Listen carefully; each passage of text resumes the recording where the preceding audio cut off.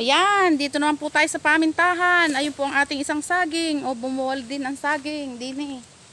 Ayan. Diyan po yan sa tabi ng ating mga ayan po. O. Buti po umiiwas sa paminta ang saging. Ayan, pati po yung mga sariwang dahon ng ano. O, ayan o. Umiiwas sila. Yan, sariwang dahon po ng niyog ang ano. Ayan. Bumabagsak at umiiwas talaga. Yung mga bumabagsak pong ano, umiiwas sa aming tanim na paminta. Ay, tayo po yung magki-clear ngayon. Ayan.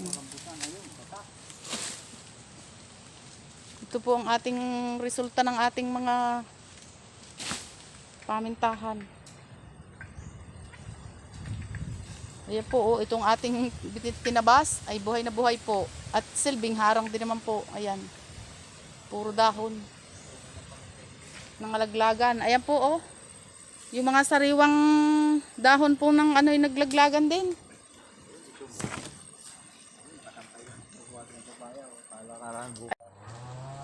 Ayun naman po ang papaya. Atin po yung iuuwi at pwede rin po yung gulayin. Ayan po, oh. Nabuwal po. Ayan. Ayan. Tinanggal na ni daddy ng ano. Akin pong ilalagay dyan sa sako. Para po magulay. Ayan po, ang dami. Daming bunga. Nabuwal po din sa puno ng paminta. Ayan po ang pamintang nabuwalan. Ayan, ito po, ilalagay ko po yan dito sa sako. Para po ating gagamitin na pwede rin pong gulayin yan. Pamimigay po natin, sayang. Ayan po, oh. Ang lalaki, oh. Ayan. Ilalagay ko po dito sa sako at para po ipamimigay natin sa mga gusto magulay.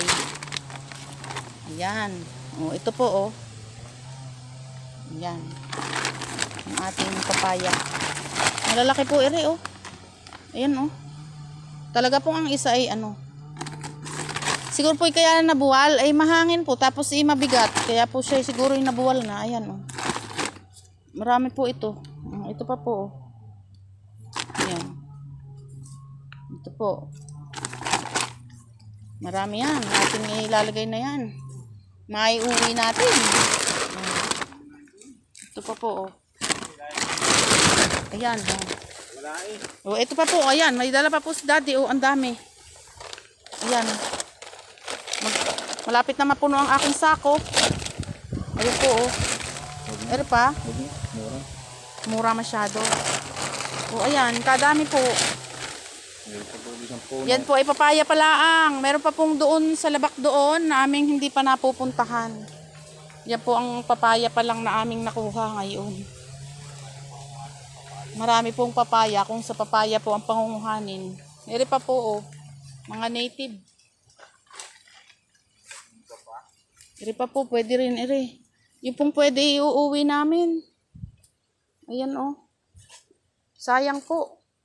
Ere po, may maliit pa. Yan pa. Papaya pa rin po yan. Mga cute po naman ere, oh.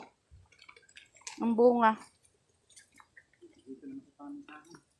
Ayan. At pupunta naman po tayo sa pamintahan. Para tayo naman po ay bibisita ay sa pamintahan. Ayan, inalis na po ni Daddy Dini sa tabi ng kubong ere ang mga dahon ng niyog. Yung palapa po ng niyog na bumagsak ay inalis na ni Daddy Dini. Papunta naman po tayo doon sa dulo. Natin ang papaya, yun lang. Ayun. May karaming bunga. Papunta po doon.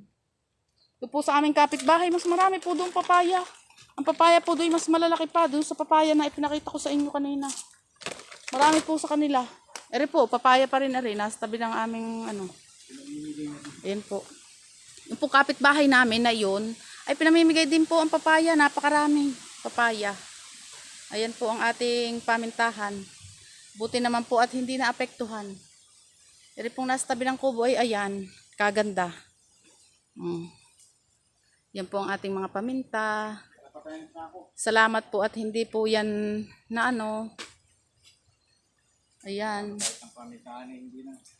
Maigi po ang aming paminta ay hindi po nabuwal at hindi po niragasa ng hangin. Mataas po ang naging hangin din sa pamintahan.